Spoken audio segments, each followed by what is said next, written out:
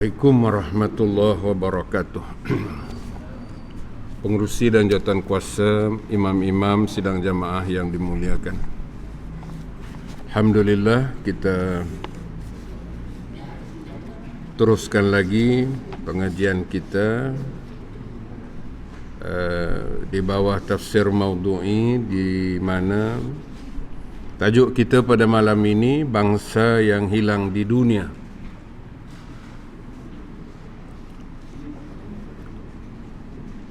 Mungkin kita melihat ini adalah sejarah. Bangsa seperti kaum Thamud, kaum Ad, Bani Israel,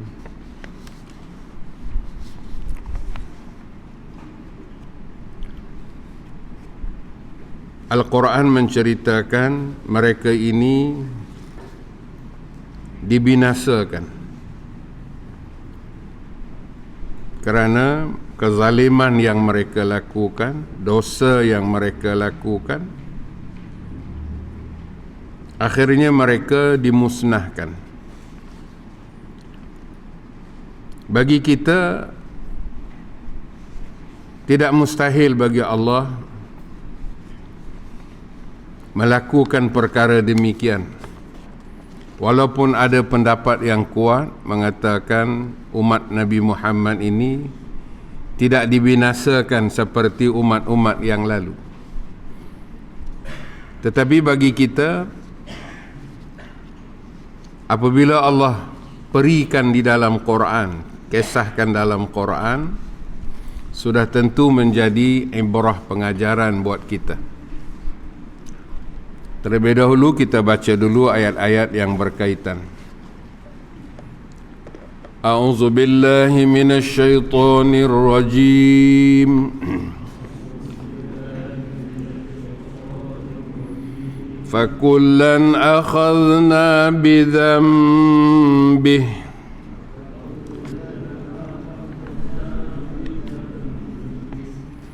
فمنهم من أرسلنا عليه حاصبا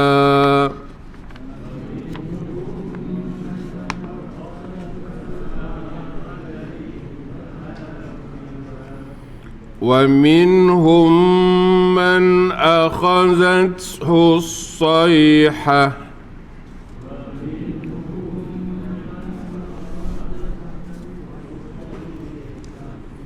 ومنهم من خسفنا به الأرض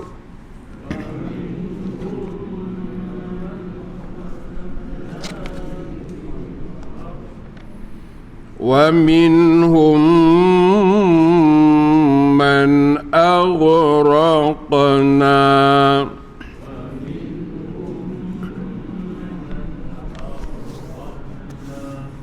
وما كان الله ليظلمهم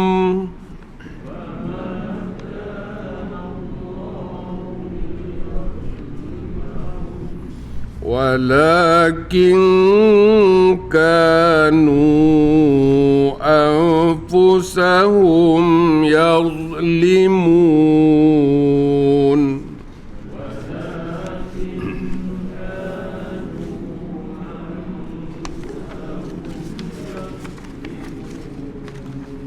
Muka surat 2.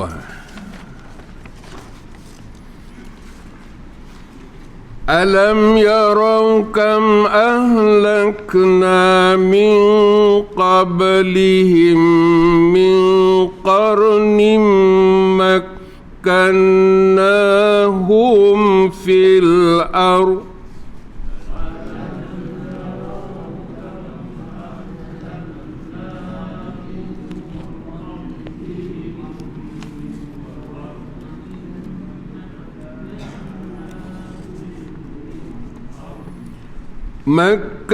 مكناهم في الأرض ما لم نمكن لكم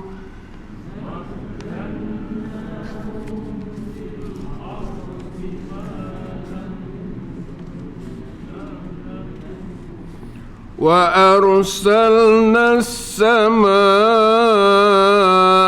عليهم مدرارا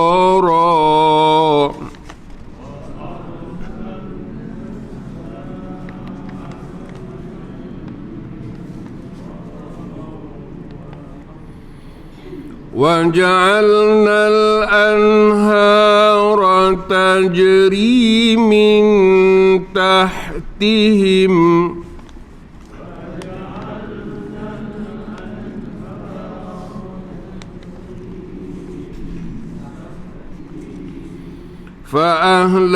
فأهلكناهم بذنوبهم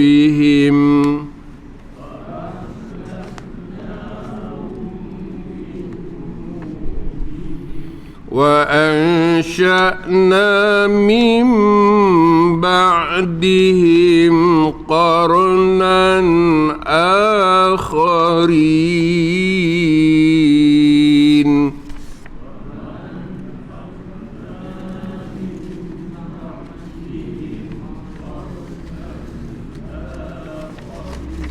صدق الله العظيم. Pendahuluannya tidak ada jaminan sesuatu bangsa dapat kekal dengan kedaulatannya kalaulah semata-mata kerana mereka itu beribumi yang menempati tanah pusaka nenek moyang. Berapa ramai pengalaman kita tanah pusaka nenek moyang akhirnya berpindah tangan. Kalau semata-mata kerana kita adalah anak cucunya, kita adalah pribumi, bukan itu menjadi syarat. Malah tidak sedikit bangsa yang hilang di dunia. Untuk mewarisi bumi pusaka tidak semesti bumi putera. Siapa sahaja yang soleh, yang layak menurut piawai standard Allah Ta'ala, maka mereka itu adalah pewaris yang disebut oleh Tuhan dalam ayat annal arda yarithuha. Sesungguhnya bumi ini diwarisi ibadiyas salihun, oleh hamba-hamba aku yang soleh.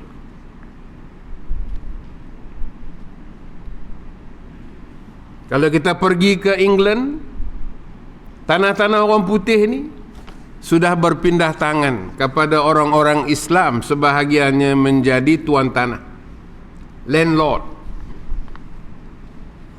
Kerana orang Islam pergi ke sana, Arabkah dia, Pakistankah dia, mereka ada disiplin hidup. Mereka pergi dengan akhlak, dengan agama, dengan keturunan yang besar. Orang putih ni dia tak mahu anak, seorang dua je. Bila kita tanya, rupanya dah bertukar tangan. Mereka ni bukan asalnya daripada negeri itu. Mereka datang berhijrah, sama ada sebagai ahli akademik ataupun ahli perniagaan. Itu bukti yang dekat dengan kita selain daripada pengalaman kita di kampung kita, di kampung halaman kita. Tidak semestinya menjadi anak cucu kepada nenek moyang kita dapat mengekalkan status bumi yang sudah dimiliki oleh generasi yang lalu. Begitulah ketetapan ilahi dalam sejarah, yaitu kemarin, kini dan kelak. Sesungguhnya walaqad katabna fiz zaburi fil min ba'di annal arda yarithuha ibadiyas salihun. Sebelum ini, kata Tuhan, kami telah tuliskan dalam kitab Zabur, sebelumnya di Lauh Al-Mahfuz, min ba'di dzikri, Sudah dicatatkan bahawa yang layak mewarisi bumi ini dipusakai oleh hamba-hambaku yang soleh. Sejarah sebagai pelaksanaan kepada sunnatullah tidak berubah. Hakikat bahawa unggul atau hancurnya sesuatu bangsa bergantung kepada perilaku atau akhlak moral bangsa itu sendiri. Walaupun penentu nasib itu ialah Tuhan, tetapi apabila bangsa itu sudah kehilangan akhlak, moralnya sudah hilang, maka dia tidak boleh dapat bertahan di mana pun dia berada, di bumi mana sekalipun dia berada, bangsa apa sekalipun dia. Kerana yang menyelamatkan atau sebaliknya yang menghancurkan itu Tuhanlah yang berkuasa mengikut kehendaknya. Apabila kebejatan, kejahatan, kemungkaran itu sudah berlaku sehingga ke puncaknya, maka terjadilah seperti mana kaum Lut, penduduk Madian yang kita bincang dalam kuliah yang lalu. Madian, Tuhan utus di sana Nabi Syuaib. Kaum Thamud, Tuhan hantar ke sana Nabi Saleh. Fir'aun dan Qarun dan Haman, Tuhan hantar Nabi Musa. Tetapi kaum ini semuanya menentang nabi-nabi yang diutus oleh Tuhan. Maka tiap-tiap mereka itu, fakullan akhadna min bidhanbih, kami seksa disebabkan oleh dosa. Diseksa kerana bidhanbihi, kerana dosa. Dosa membawa binasa. Maka faminhum, antara mereka ada yang kami timpakan arsalna alaihim hasiba, hujan batu kerikil. Batu itu hancur, memotong manusia, terpisah kepala dengan badan. Itu hujan batu kerikil yang dialami oleh kaum Thamud.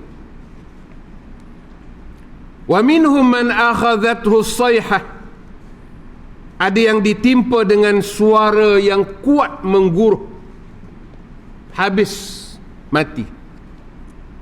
Ada di antara mereka wa minhum man khasafna bihi al-ardh, dibenamkan ke dalam bumi, yaitu Qarun, kekayaannya, istananya, wa bidarihi, dengan istananya. Sampai orang di sini pun cari lagi harta Qarun. Duduk di hutan sawit orang cari. Seluruh dunia punya banyak harta, tenggelam. Bumi terbuka, dia dengan istana, dengan hartanya berada di dalam bumi sampai hari kiamat.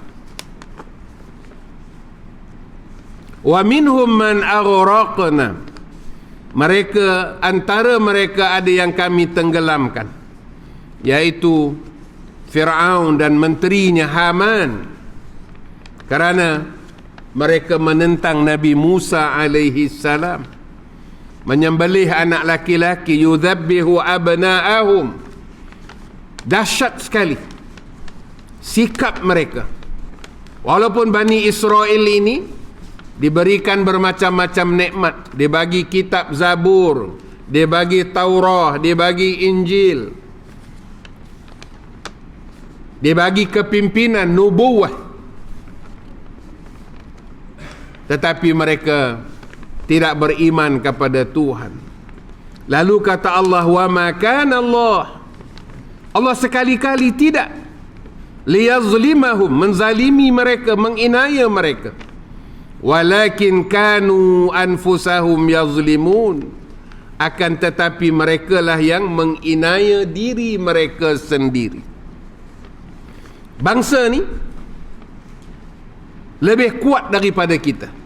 Teknologinya, kemajuannya, sosok badannya kuat, tapi berhadapan dengan azab Tuhan mereka hancur. Muka surat 2. Demikianlah 4 contoh azab yang ditimpa Allah kepada bangsa-bangsa yang gagah perkasa. Makkannahum fil ard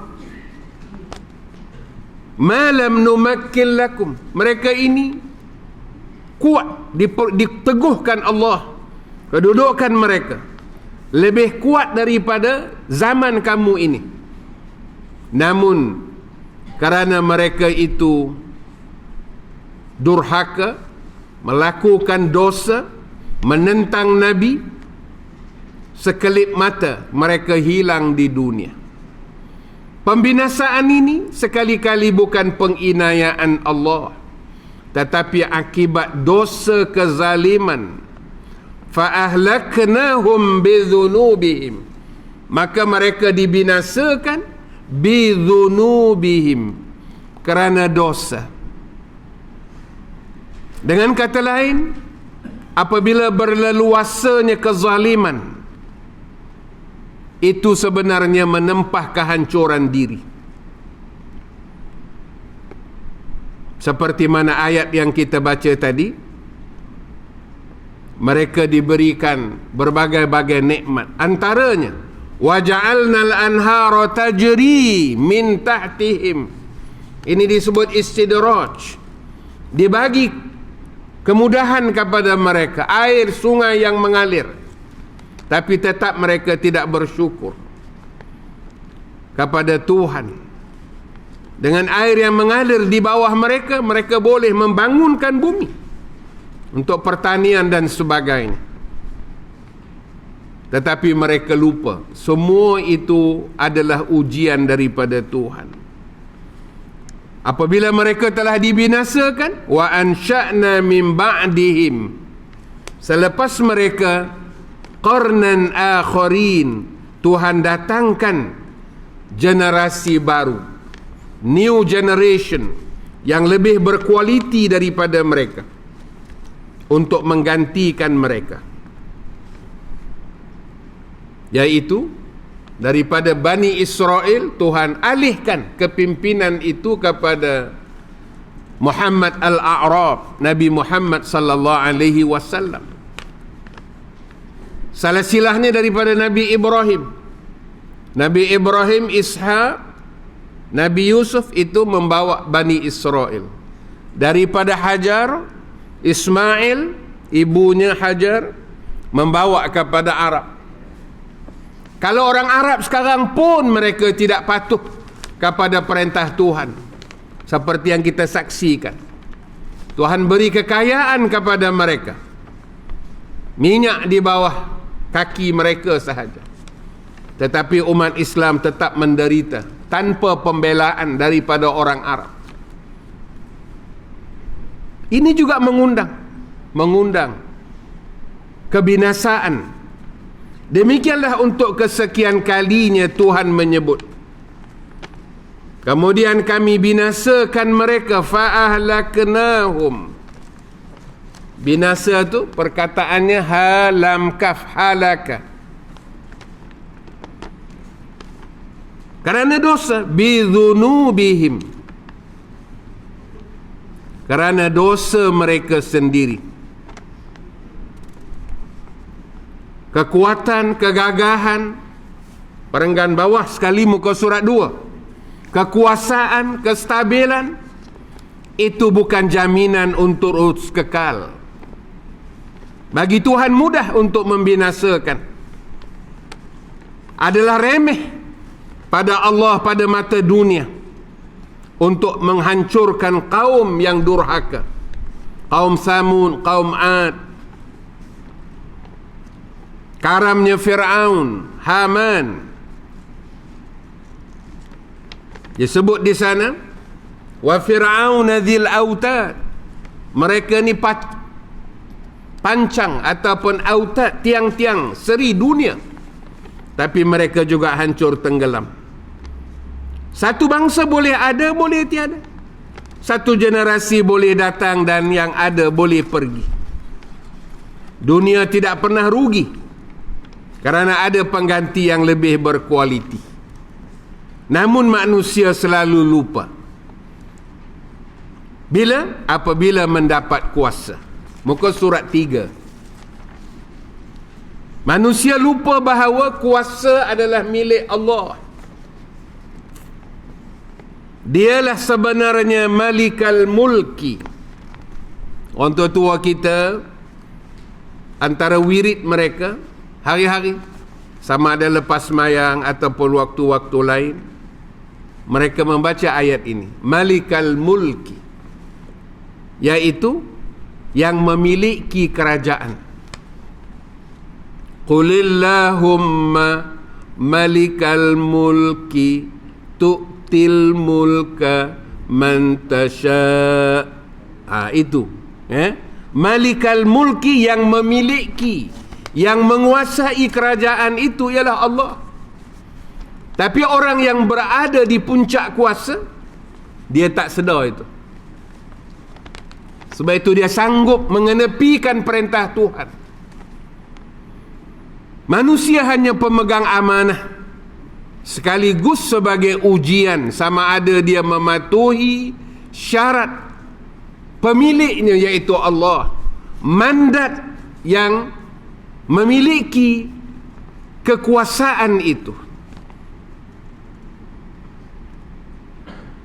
atau dia memperlakukannya sebagai hak dan miliknya sendiri. Bila dia berkuasa, dia buat sewenang-wenangnya, merajalela, seolah-olah negara ini ana yang punya. Begitulah kata yang disebut, segala khazanahnya dia yang punya. Sebab tangan dia, tanda tangan dia pun laku. Jangan tangan dia, tanda tangan, the specimen of signature. Malah seluruh rakyat adalah hamba dan abdinya. Begitulah mentaliti apabila manusia berada di puncak kuasa. Sama ada namanya Fir'aun, Haman, Namrud,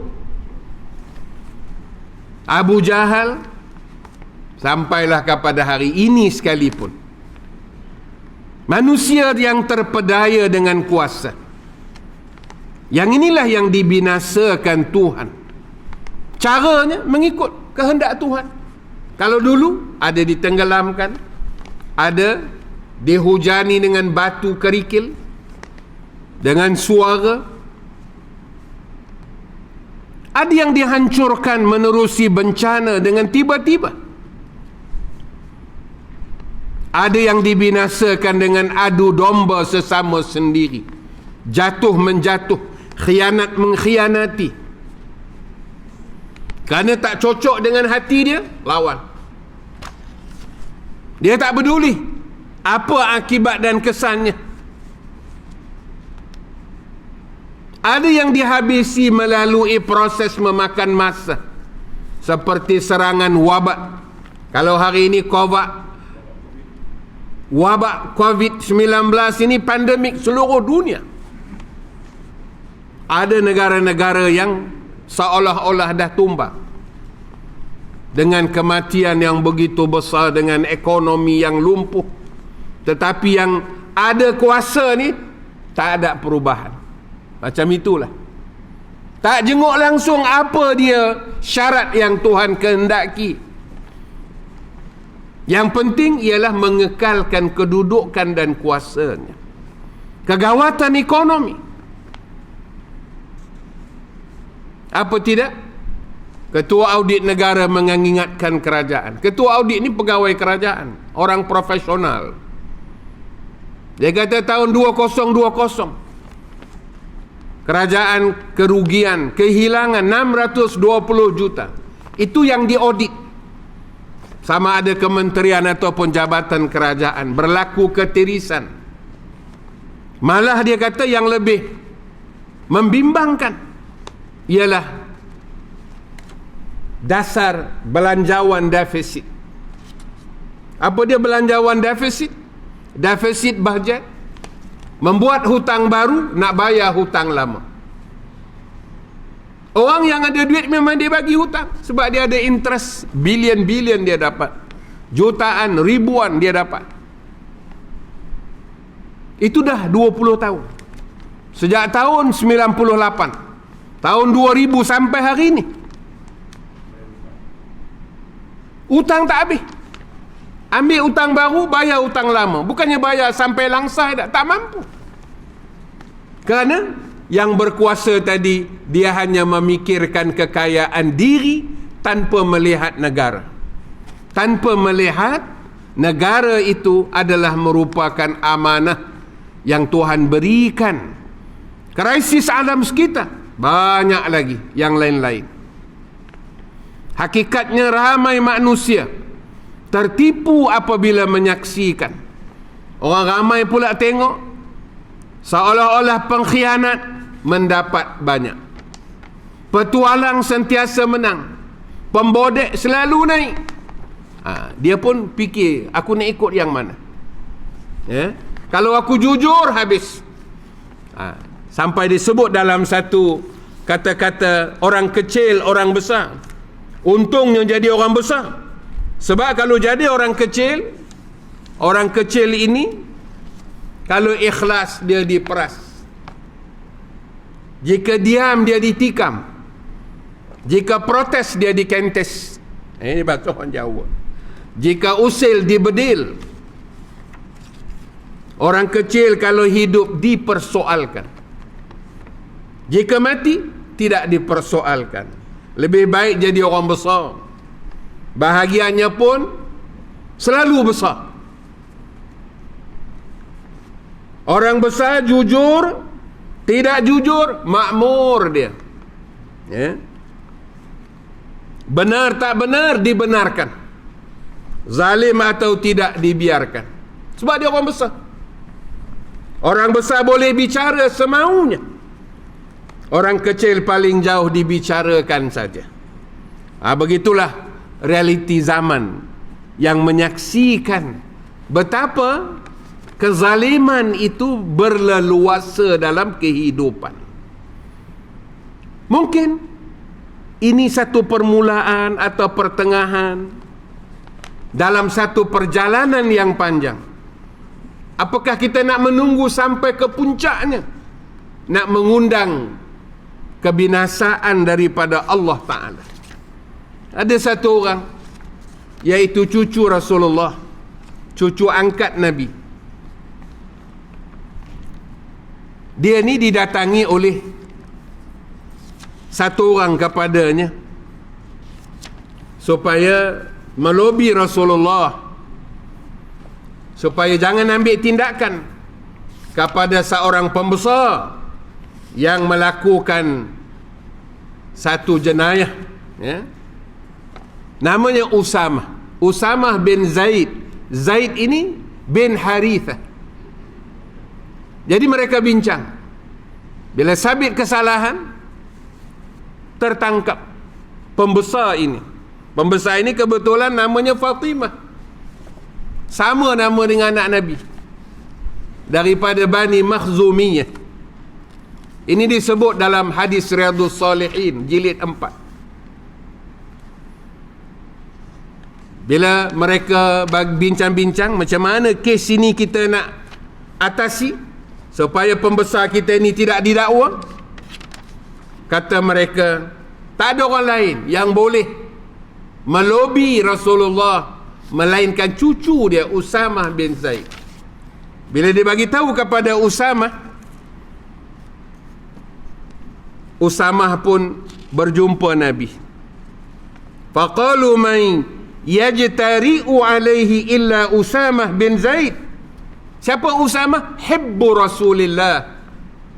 Rasulullah sayang kepada dia. Jadi kita gunakan cara ini. Apabila Usamah bagi tahu Nabi, fakallamahu Usamah, dia bagi tahu hasrat mereka ini supaya kes ini tidak diambil tindakan. Lalu Rasulullah sallallahu alaihi wasallam berkata kepada Usamah, "Atasfa'u fi haddin min hududillah. Apakah kamu nak membuang hukum Tuhan? Thumma qama, kemudian Rasulullah berdiri. Fakhtataba thumma qala innama halaka man qablakum. Sesungguhnya orang dulu dibinasakan. Kerana apa? Annahum kanu, kerana mereka itu idza saraqa, apabila mencuri, fihimus syarif, orang besar mencuri, tarakuhu, kamu biarkan, tak ada tindakan. Wa idza saraqa fihimud dhaif, kalau orang lemah, orang kampung, orang kecil, orang yang tak ada kuasa, saraqa, didapati sabit kesalahan, aqamu alaihil hadd, kamu laksanakan undang-undang had atau hudud kepadanya. Bila orang besar, kamu biarkan. Lalu kata Nabi, demi Allah, wa aimullah, lau anna Fatimah, kalau anak aku Fatimah binta Muhammadin saraqat, didapati sabit mencuri, la qata'tu yadaha, aku akan potong tangan dia. Tak ada pilih kasih. Maknanya kalau selektif tindakan itu berpilih, itu mengundang kebinasaan. Bagaimana binasanya? Kita tengok. Ayat-ayat ini menceritakan kepada kita, memang sudah menjadi sunnatullah, kalimat dosa membawa binasa. Kadang-kadang bertukar, berganti menjadi kezaliman. Maksudnya Tuhan membinasakan sesuatu bangsa apabila berleluasa kezaliman. Macam mana kezaliman? Mendusta, menginaya para rasul, orang-orang beriman, mempersendakan ayat-ayat, hukum hakam Tuhan. Apa kata agama tak peduli dah. Termasuk orang agama juga. Seperti yang disebut dalam suratul Qasas dan suratul Kahfi.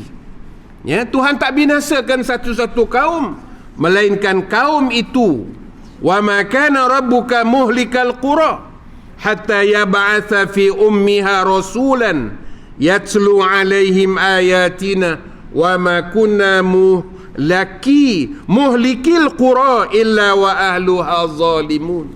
Datang pembinasaan kerana penduduknya berlaku zalim.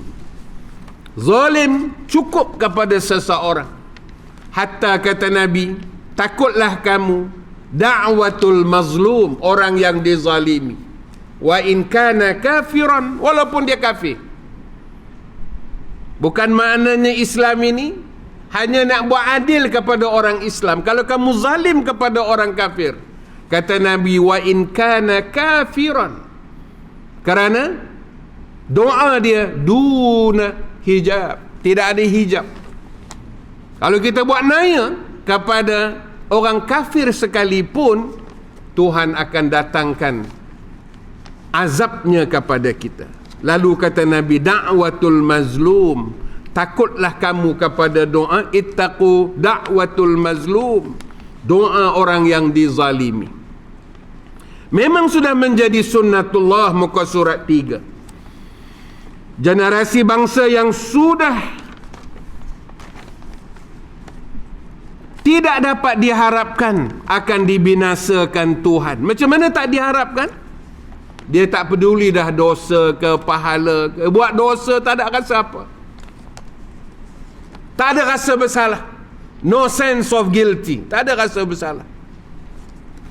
Mengambil hak orang, ya, melakukan macam-macam jenayah, tak ada rasa apa-apa. Maka penggantian generasi ini berlaku dengan sebab-sebab tertentu. Apabila mereka telah mengalami keadaan, pertama, mabuk harta, kehidupan dunia menjadi rakus, bakhil, mementingkan diri. Ini yang disebut dalam surah Muhammad, ayat yang akhir, innamal hayatud dunya la'ibun wa lahu Wa in tu'minu wa tattaqu yu'tikum ujurakum wa la yas'alkum amwalakum. Sesungguhnya kehidupan dunia, muka surat akhir, tidak lain adalah permainan dan senda gurau.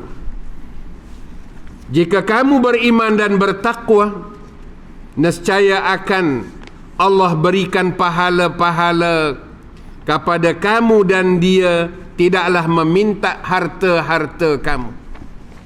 Demikianlah kehidupan dunia ini. Sekiranya, kata Tuhan, in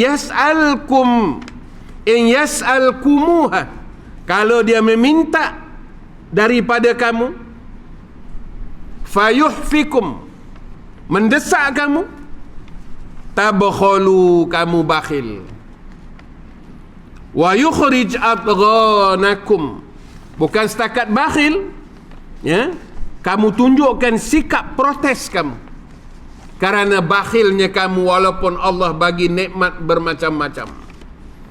Lalu kata Tuhan, itulah kamu, ha antum haula, itulah kamu, tud'auna litunfiqu fi sabilillah, apabila diseru untuk berbelanja pada jalan Allah, faminkum man yabkhal, kamu akan jadi bakhil. Bukan semua, faminkum, antara kamu ada yang bakhil. Wa man yabkhal, siapa yang bakhil, fa innama yabkhalu an nafsih, sebenarnya dia bakhil kepada diri dia sendiri. Wallahul ghani, Allah itu maha kaya, wa antumul fuqara, kamu itu fakir memerlukan Allah. Wa in tatawallaw, kalau kamu berpaling, maksudnya enggan untuk melaksanakan perintah Allah, hidup bermewah-mewah, mabuk dengan harta dan kuasa, tidak membela nasib orang yang susah, maka kata Tuhan, yastabdil qauman ghairakum, kamu akan diganti dengan orang yang bukan kamu, kaum lain, qauman ghairakum, bangsa lain yang akan menguasai kamu kerana kamu tak mau berkorban, tak mau bersusah dalam perjuangan ini, ya. Thumma la yakunu amsalakum, golongan pengganti ini, kata Allah, tidak sama dengan kamu kualiti. Kalau kita melihat kepada generasi awal kita, bagaimana pengorbanan mereka, ayah kita, orang tua kita dulu, nak dibandingkan dengan generasi anak-anak kita sekarang, jauh. Kerana pengorbanan itu menjadikan kita boleh sustain, boleh kekal. Tapi kalau bangsa ini, bangsa yang sudah mahu bersenang lenang, tidak mahu lagi berkorban, tidak mahu lagi bersusah payah. Bukan kita nak ikut susah payah dulu, tetapi pengorbanan itu semakin terhakis dalam kehidupan. Maka apa kata Pak Hamka menafsirkan ayat ini? Ayat-ayat daripada surah Muhammad ini memberikan gambaran kehidupan yang tidak pernah serius. Terlalu banyak sandiwaranya, banyak berpura-pura. Mereka tenggelam dalam kehidupan dengan tidak ada iman dan takwa. Tetapi sebaliknya, mereka tidak sanggup berkorban, sedangkan segala nikmat yang Tuhan bagi itu, ya, harus dibuktikan dengan pengorbanan, yaitu membelanjakan harta pada jalan Allah. Karena harta dan kekayaan itu sebenarnya bukan milik kita, tetapi milik Allah. Tuhan tak minta semua. Kalau zakat hanya 2.5%, 2.5%. Kalau emas yang disimpan dah setahun, Tuhan minta sikit saja, ya, 2,5%. Kalau nak sedekah mungkin tak ada had, terbergantung kepada orang itu. Tapi kalau yang wajibnya sikit saja, ya. Maka apabila sesuatu genre bangsa sudah membelakangkan sikap dan kesedaran ini, tamatlah riwayat mereka. Maka menyusullah generasi lain yang lebih berkualiti. Ini yang disebut oleh Hamka sebagai penutup. Akhirnya kata Pak Hamka dalam tafsir Al-Azhar, tuan-tuan boleh lihat sendiri, dan jika kamu berpaling, wa in tatawallau, kata Pak Hamka, artinya kamu berpaling kerana telah kamu tinggalkan pendirian yang asli itu. Apa dia pendirian yang asli? Yaitu mendahulukan kepentingan bersama. Apa dia kepentingan bersama? Kepentingan negara. Itu dah tak dipedulikan lagi dah. Sanggup mereka mengambil wang negara, tidak menunaikan tanggungjawab kepada negara sampai kehabisan. Negara mengalami tabung-tabung amanah yang besar telah disalahgunakan.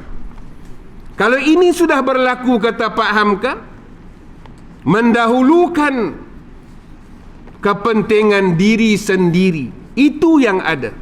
Mengingat bahawa manusia sebagai peribadi tidak mempunyai apa-apa, tidak dipunyai apa-apa kalau pendirian ini telah ditinggalkan, yaitu mendahulukan kepentingan bersama, kepentingan jamaah.